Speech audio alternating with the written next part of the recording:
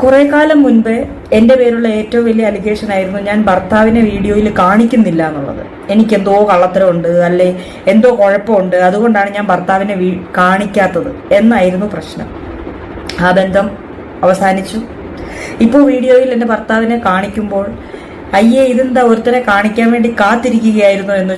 അപ്പൊ നമ്മുടെ ദീപ്തി സീതത്തോട് തന്റെ മുൻ ഭർത്താവിൽ നിന്നും തനിക്ക് നേരിടേണ്ടി വന്നതിനെ കുറിച്ചും ഇത്രയും കാലം താൻ പബ്ലിക്കിൽ മറച്ചു വെച്ച് തന്റെ മാരക രോഗത്തെ കുറിച്ചുമല്ല തുറന്നു പറഞ്ഞുകൊണ്ട് ഇപ്പൊ രംഗത്ത് വന്നിരിക്കുകയാണ് സുഹൃത്തുക്കളെ. ദീപ്തി ടീച്ചർ ആരാണ് എന്താണെന്നുള്ള ഞങ്ങൾക്ക് പ്രത്യേകിച്ച് പറയേണ്ട ആവശ്യമില്ലല്ലോ. ആദ്യ ഭർത്താവിന്റെ കൊടിയ പീഡനങ്ങളിൽ നിന്നും രക്ഷപ്പെട്ടു വന്നു. പിന്നീട് ആദിവാസികൾക്കിടയിൽ ക്ഷേമപ്രവർത്തനം നടത്തി ജനങ്ങളുടെ ഇഷ്ടം പിടിച്ചു പറ്റിയ ഒരാളാണ് ദീപ്തി സീതത്തോട് അല്ലെ. ഈ അടുത്തായിരുന്നു പുള്ളിക്കാരുടെ രണ്ടാം വിവാഹമൊക്കെ കഴിഞ്ഞത്. എന്തായാലും കഴിഞ്ഞ കുറച്ച് ദിവസങ്ങളായി പുള്ളിക്കാർ ഹോസ്പിറ്റലിലായിരുന്നു അല്ലെ. പഴയ വീഡിയോസ് ഒക്കെ ആയിരുന്നു തന്റെ യൂട്യൂബ് ചാനൽ അപ്ലോഡ് ചെയ്തുകൊണ്ടിരുന്നത്. എന്താണ് ഹോസ്പിറ്റൽ അഡ്മിറ്റ് ആവാനുള്ള കാരണം എന്ന് ചോദിച്ച സമയത്ത് അത് പിന്നീട് പറയാം എന്ന് പറഞ്ഞ് പുള്ളിക്കാർ ഇങ്ങനെ നീട്ടിക്കൊണ്ട് പോവായിരുന്നു. എന്തായാലും അതിനെല്ലാം വിരാമം ഇട്ടുകൊണ്ട് ഇന്നലെ എല്ലാറ്റിനുമുള്ള ഒരു ക്രിസ്റ്റൽ ക്ലിയർ മറുപടി ആയിട്ട് പുള്ളിക്കാർ രംഗത്ത് വന്നിരിക്കുകയാണ്. എന്നിരുന്നാലും പുള്ളിക്കാർ ഇപ്പൊ അനുഭവിക്കുന്ന പ്രശ്നങ്ങളെല്ലാം പുള്ളിക്കാരുടെ ആദ്യ ഭർത്താവും പുള്ളിക്കാരോട് ചെയ്ത കാര്യങ്ങളോടെല്ലാം കണക്റ്റഡ് ആണ് എന്നുള്ളതാണ്. അപ്പൊ എല്ലാം ആദ്യ ഭർത്താവിൽ നിന്ന് തന്നെ തുടങ്ങേണ്ടിയിരിക്കുന്നു അല്ലെ. നമുക്ക് അതിൽ നിന്ന് തന്നെ തുടങ്ങാം. ഇവിടെ ദീപ്തിയെ സംബന്ധിച്ചിടത്തോളം PG കഴിഞ്ഞ സമയത്ത് ജോലിക്ക് വേണ്ടി ഇന്റർവ്യൂവിന് പോയപ്പോഴാണ് വിജയ് എന്ന് പറയുന്ന ആദ്യ ഭർത്താവിനെ പരിചയപ്പെടുന്നത്.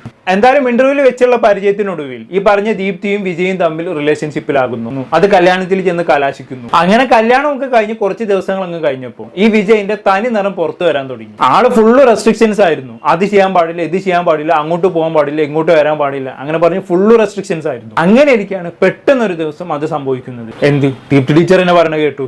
അങ്ങനെ കുറച്ച് ദിവസം കഴിഞ്ഞപ്പോഴത്തേക്ക് അപ്രതീക്ഷിതമായി പുള്ളി എന്നെ ഉപദ്രവിച്ചു എന്ന് പറഞ്ഞാൽ എങ്ങനെ പറഞ്ഞാൽ ഞാൻ ആകെ അങ്ങ് ഷോക്കായിപ്പോയി. കാരണം വീട്ടിലൊന്നും നമ്മളിങ്ങനെ തല്ലേണ്ട അവസ്ഥയോ കാര്യമൊന്നും വന്നിട്ട് ഒരു കാരണമില്ലാണ്ട് ഉപദ്രവിച്ചു. അപ്പോൾ ഒരു സ്റ്റാർട്ടിങ് പുള്ളിക്ക് കിട്ടിയല്ലോ. പിന്നെ എല്ലാ കാര്യത്തിലും ഉപദ്രവമായി. എനിക്ക് ഇട്ടെറിഞ്ഞ് പോകാൻ പറ്റില്ല.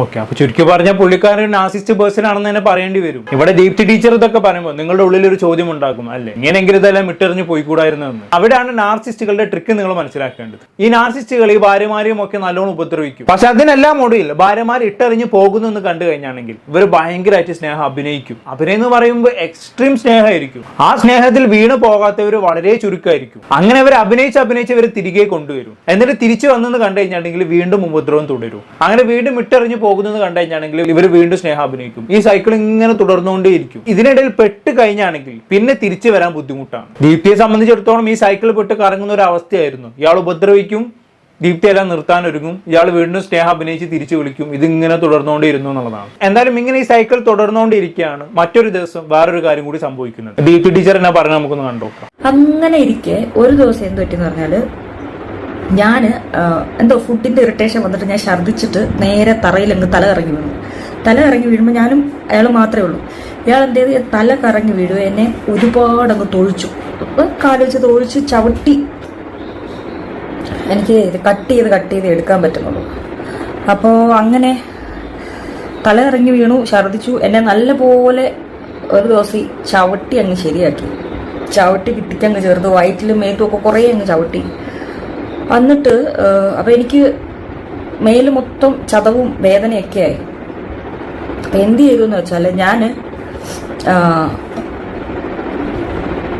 പിന്നെ വർക്ക് ചെയ്യണമല്ലോ, സ്കൂളിൽ പോകണമല്ലോ, ലീവ് എടുത്തിരിക്കാൻ പറ്റൂലല്ലോ. അപ്പം ആളെന്ത് ചെയ്തു, എനിക്ക് പെയിൻ കില്ലർ തന്നു. വേദന മാറാൻ വേണ്ടി മാപ്പൊക്കെ പറഞ്ഞു പെയിൻ കില്ലർ തന്നു. പിന്നീട് ഇത് എന്ത് പറ്റിയെന്ന് പറഞ്ഞാൽ ഇതൊരു സ്ഥിര സംഭവമായി.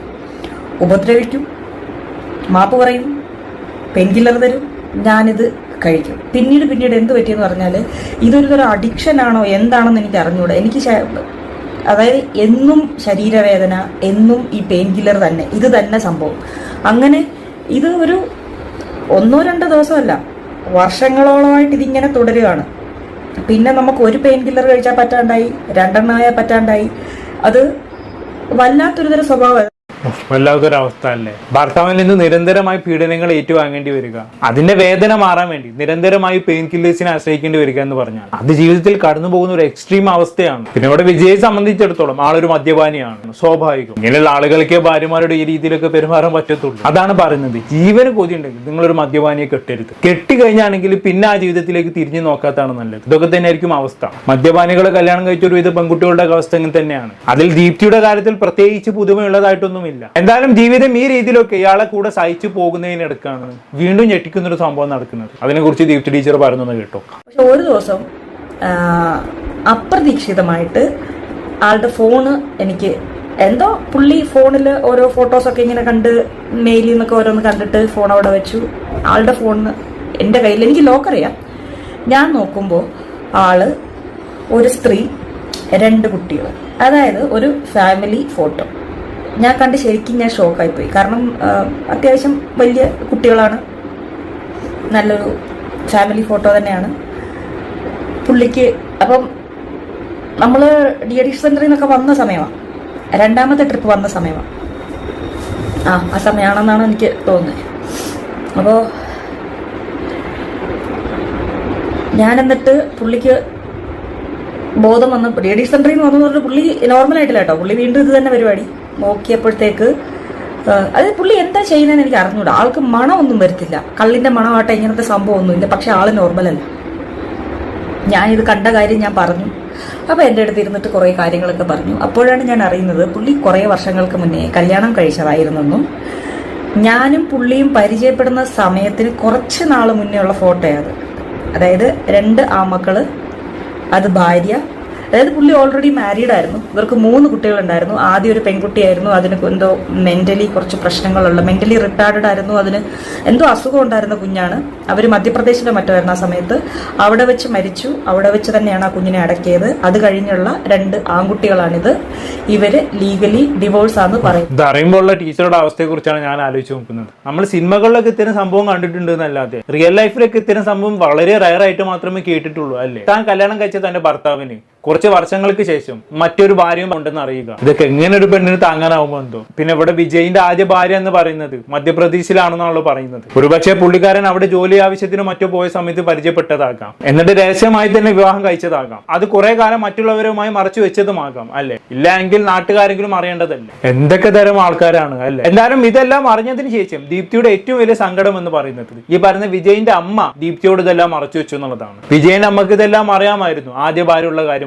പക്ഷെ ഒരിക്കൽ പോലും ദീപ്തിയോട് അത് പറഞ്ഞിട്ടില്ലായിരുന്നു. അതായിരുന്നു ദീപ്തിയുടെ ഏറ്റവും വലിയ വിഷമം എന്ന് പറയുന്നത്. മേ ബി അവരും ഒരു അമ്മയല്ലേ, ഈ സത്യങ്ങളൊക്കെ അറിഞ്ഞു കഴിഞ്ഞാണെങ്കിൽ ദീപ്തി തന്റെ മകനെ ഇട്ടെറിഞ്ഞു പോകുമെന്ന് അവർ ഭയന്ന് കാണണം. അതുകൊണ്ടാകണം അവരിതെല്ലാം ദീപ്തിയിൽ നിന്ന് മറച്ചു വെച്ചത്. എന്തായാലും ഇതെല്ലാം അറിഞ്ഞിട്ട് വീണ്ടും ദീപ്തി അയാളുടെ കൂടെ പൊറപ്പിക്കാൻ തന്നെ തീരുമാനിച്ചു എന്നുള്ളതാണ്. പക്ഷെ അവിടെ നിന്നും അയാൾ വീണ്ടും ഉപദ്രവങ്ങൾ തുടർന്നു. അങ്ങനെയാണ് ദീപ്തി ആ വീട് വിട്ടിറങ്ങാനും ആ ബന്ധം വേർപിരിയാനും തീരുമാനിക്കുന്നത്. എന്തോ ഭാഗ്യത്തിന് ഇവരുടെ മാരേജ് ലീഗലി രജിസ്റ്റർ ചെയ്തിട്ടില്ലായിരുന്നു. അതിനുള്ള കാരണമായി ദീപ്തി പറഞ്ഞത് ഇയാൾ കല്യാണമൊക്കെ കഴിഞ്ഞ് തുടക്കത്തിലെ ദീപ്തിയെ നല്ല രീതിയിൽ ഉപദ്രവിച്ചിട്ടുണ്ടായിരുന്നു. അപ്പൊ അന്ന് ദീപ്തി എടുത്ത ഒരു തീരുമാനമാണ് ഈ മാരേജ് ലീഗലി രജിസ്റ്റർ ചെയ്യേണ്ടതാണ്. കാരണം എന്തെങ്കിലും കാരണവശാൽ ഇയാളുമായി വേർപിരിയേണ്ട അവസ്ഥ വന്നു കഴിഞ്ഞാണെങ്കിൽ അത് നൂലാമാല ആകുമല്ലോ എന്ന്. എന്തോ അങ്ങനെ ഒരു തീരുമാനം എടുത്തത് ഇപ്പൊ ഒരു ഗുണമായി മാറി എന്നുള്ളതാണ്. ലീഗലി വിവാഹം രജിസ്റ്റർ ചെയ്യാത്തത് കൊണ്ട് തന്നെ ഡിവോഴ്സ് ചെയ്യേണ്ട ആവശ്യമില്ലല്ലോ. എന്തായാലും 2023 ഇവർ വേർപിരിയുന്നത്. വേർപിരിഞ്ഞതിന് ശേഷമാണ് ദീപ്തിയെ സംബന്ധിച്ചിടത്തോളം മറ്റൊരു പ്രശ്നം ദീപ്തി അലട്ടാൻ തുടങ്ങിയത്. അതായത് ഇയാളെ കൂടെ ഉണ്ടാവുമ്പോൾ ദീപ്തിയെ നല്ല രീതിയിൽ ഉപദ്രവിക്കുമായിരുന്നല്ലോ. അതിന്റെ വേദനകളൊക്കെ മാറാൻ വേണ്ടി ദീപ്തി പെയിൻ കില്ലേഴ്സ് കഴിക്കുമായിരുന്നല്ലോ. എന്തായാലും ഇയാൾ പിന്നെ ജീവിതത്തിൽ നിന്ന് പോയതിനു ശേഷം ഇയാളുടെ ഉപദ്രവത്തിന് അനന്തരഫലം എന്നോണം ശരീരത്തിന് ഇടയ്ക്കിടെ വേദനകൾ വരാൻ തുടങ്ങി. പെയിൻ കില്ലേഴ്സ് ഇല്ലാതെ വേദനകളൊന്നും മാറില്ല എന്ന അവസ്ഥ വന്നു. അങ്ങനെ വന്ന് പെയിൻ കില്ലേഴ്സ് അഡിക്ഷനിൽ നിന്നും ദീപ്തിക്ക് പുറത്ത്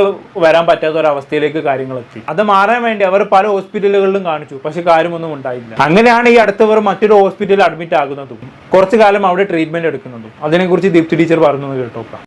2 തവണ ഒരാശുപത്രി പോയി, പറ്റിയില്ല, എന്നെ കൊണ്ട് നിർത്താൻ പറ്റിയില്ലായിരുന്നു.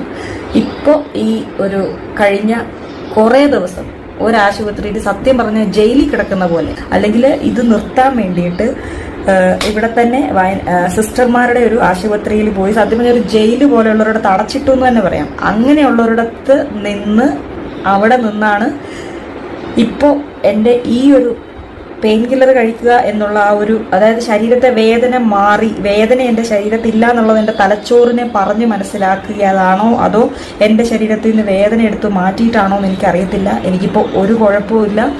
കുറേ ദിവസം ഞാൻ ആശുപത്രിയിൽ കിടന്നു. അത് ആശുപത്രിയല്ല, ശരിക്കും പറഞ്ഞ ഒരു ജയില് തന്നെയാണ്. എനിക്കത് പറയുന്നതിൽ യാതൊരു നാണക്കേടുമില്ല. ഓക്കെ, അതാണ്. അപ്പൊ ഈ ഒരു അസുഖമായിരുന്നു ഞാൻ പിന്നെ പറയാം എന്ന് പറഞ്ഞു പുള്ളിക്കാരി യൂട്യൂബ് ചാനലിൽ ഒന്ന് സസ്പെൻസ് ഇട്ട് കളിച്ചത്. ഇതുമായി ബന്ധപ്പെട്ട് 2 ദിവസം മുന്നേ നമ്മളൊരു വീഡിയോ ചെയ്തിട്ടുണ്ടായിരുന്നു അല്ലേ. ഇങ്ങനെ സസ്പെൻസ് ഇട്ട് കളിച്ച് ടിപ്പിക്കൽ ഫാമിലി വ്ലോഗേഴ്സിന്റെ രീതിയിലേക്ക് തരം താഴാതെ അസുഖം എന്താണെന്നുള്ളത് തുറന്നു പറയണമെന്നുള്ളത്. പക്ഷെ ഇത് ഇത്രയും മാരകമായിട്ടുള്ള ഒരു അസുഖമായിരുന്നു എന്നുള്ളത് ഇപ്പോഴാണ് അറിയുന്നത്. എന്തായാലും ഇതുമായി ബന്ധപ്പെട്ട് നമ്മൾ കഴിഞ്ഞ വീഡിയോ ചെയ്ത സമയത്ത് അവസാനം പറഞ്ഞു വെച്ചൊരു കാര്യം ഉണ്ടായിരുന്നു. അതായത് ആദ്യ ഭർത്താവിൽ നിന്ന് നേരിടേണ്ടി വന്ന് പീഡനവുമായി ബന്ധപ്പെട്ടുള്ള എന്തോ അസുഖമായിരിക്കാനാണ് സാധ്യത എന്ന്. ഏകദേശം ആ രീതിയിൽ തന്നെയാണ് ഇപ്പൊ കാര്യങ്ങൾ വന്നിരിക്കുന്നത് അല്ലേ. പിന്നെ ഈ പെയിൻ കില്ലേഴ്സ് അഡിക്ഷൻ കാരണമാണ് ഇടയ്ക്കിടെ പുള്ളിക്കാരിക്ക് ഈ ഫിക്സ് ഒക്കെ വരാറുണ്ടായിരുന്നു. അതൊക്കെ എല്ലാം ഇപ്പൊ പൂർണ്ണമായി മാറി എന്നുള്ളതാണ് ടീച്ചർ പറയുന്നത്. എന്തായാലും എല്ലാം പൂർണ്ണമായി മാറി, പഴയ അവസ്ഥയിലേക്ക് തന്നെ ടീച്ചർ തിരിച്ചു വരട്ടെ അല്ലേ. അത്ര എനിക്ക് പറയാനുള്ളൂ. എന്താണെന്ന് കേട്ട് നിങ്ങൾക്ക് തോന്നുന്നത് താഴെ കമന്റ് ബോക്സിൽ രേഖപ്പെടുത്തുമല്ലോ. അടുത്തൊരു ടോപ്പിക്കുമായി വീണ്ടും കാണാം.